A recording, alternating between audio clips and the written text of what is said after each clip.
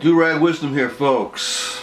Welcome to Earth Day Y2K 19.06.03. In case you wonder where I've been, and before I say that, I love dragons, I love dire wolves, and considering the abuse that the above suffered at the hands of George R. and his two buddies Benioff and Weiss, that alone I'm never going to watch any more of their productions. That's the last one, because when you kill dragons and dire wolves, you're on my shit list. And then plus if you pull a David Chase on me, that's adding extra seasons to a show that you don't have to. That adds you to my shit list too. My computer hard drive, and this one brand new that I just got, crashed. The second one. That was 2 hard drives that I had to deal with within a month. And the cleanup, that's a digital, it's like you have a digital tornado go through your house. Your digital house. You gotta clean up. And the more you know about computers, the better you are at cleaning up.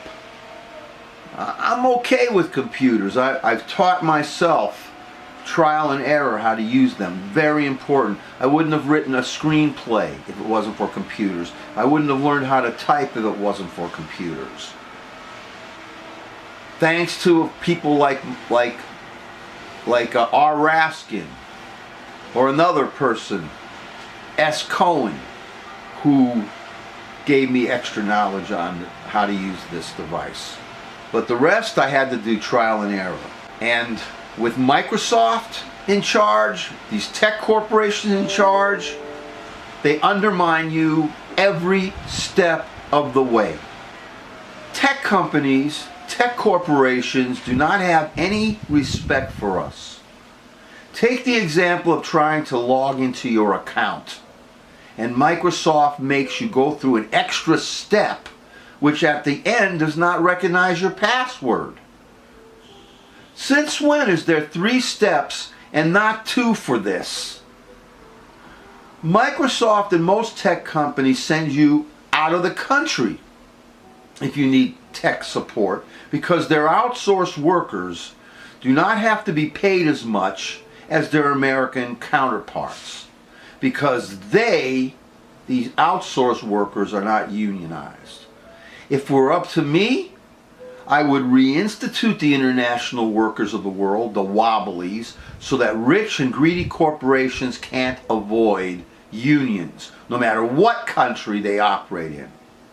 Try connecting to someone when you are having trouble with your computer.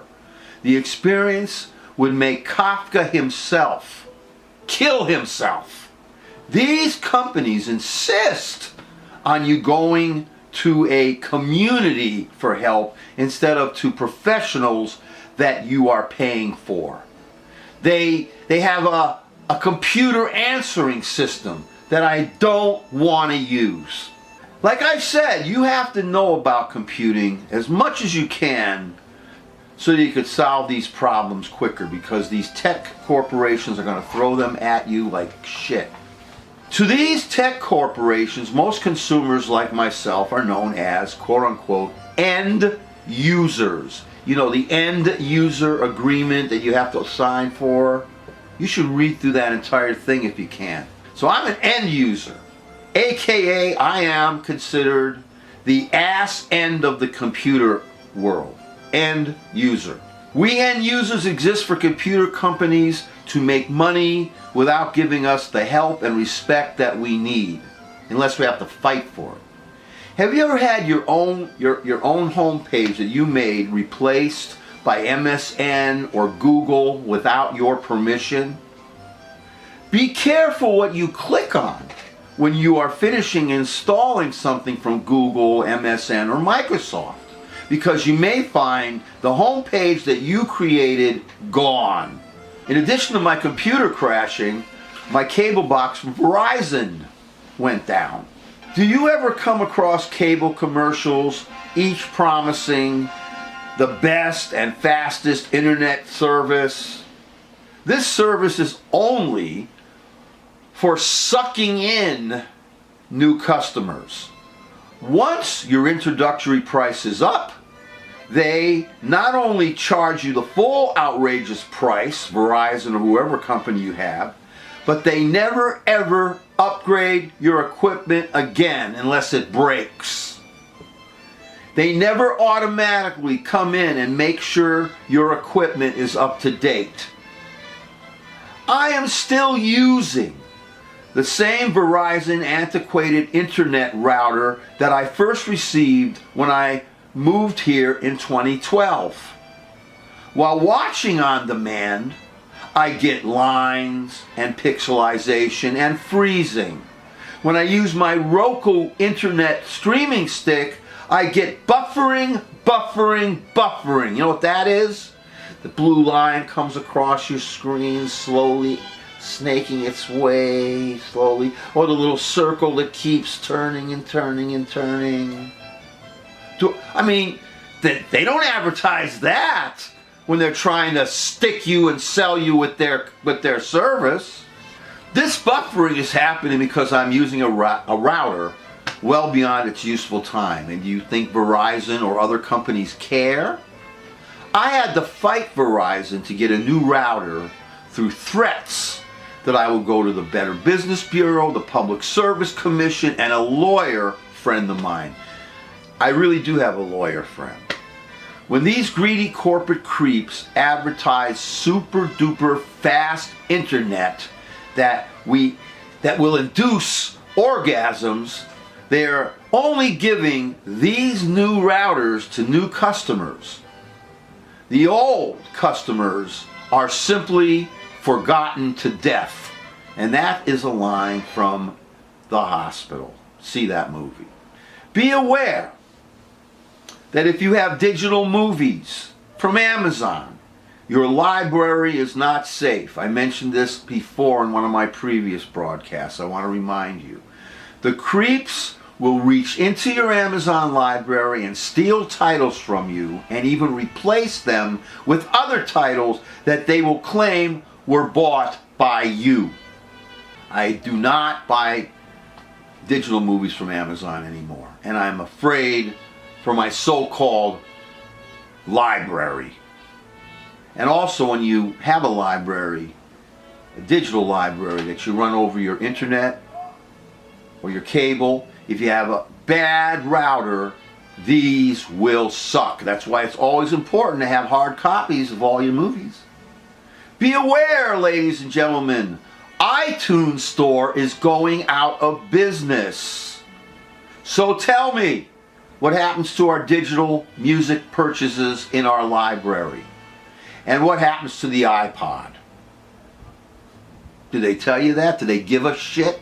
Alright, so let me end this with the Game of Thrones, which I'll talk about in another broadcast. I am working on finishing up a marathon, a semi-marathon. Now, I started this marathon last weekend, and the only reason that it's taking me longer to finish, because I started with season 1, I'm up to season 7, so-called 7, the second to last so-called season.